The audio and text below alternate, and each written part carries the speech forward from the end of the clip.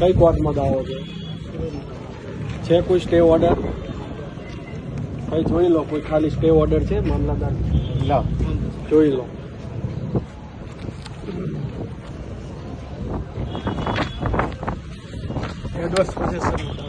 હા, એ તો એડવાન્સ પછી એ તો આપી તો નથી ને.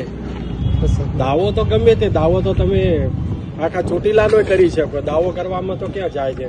કોઈ સ્ટે ઓર્ડર હોય કે કોઈ અમને એ બાબતની કોઈ નોટિસ પણ નથી આપવા. નોટિસો તો 12 મહિનાથી આપેલી છે.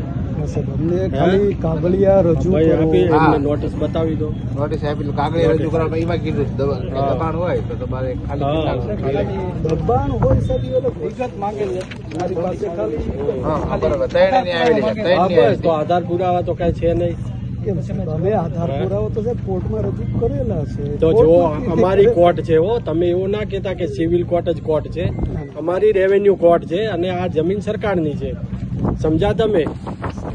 દાવો કર્યો છે કે અમે દાવો તમે કર્યો, વાત સાચી. કોઈ સ્ટે ઓર્ડર છે કે કોઈ અલોટમેન્ટ લેટર છે તમારી જોડે?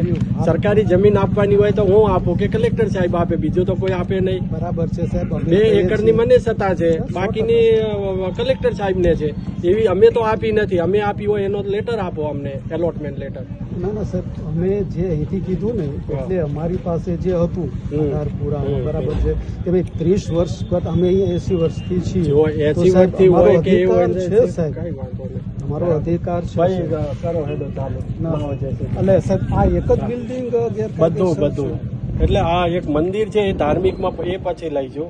ધાર્મિક તો સાહેબ એમ જ કહી શકતા ગૌશાળાથી શરૂ. જો ગેરકાયદેસર જો તમે કોઈ રીતે એમાં નથી કરવાનું.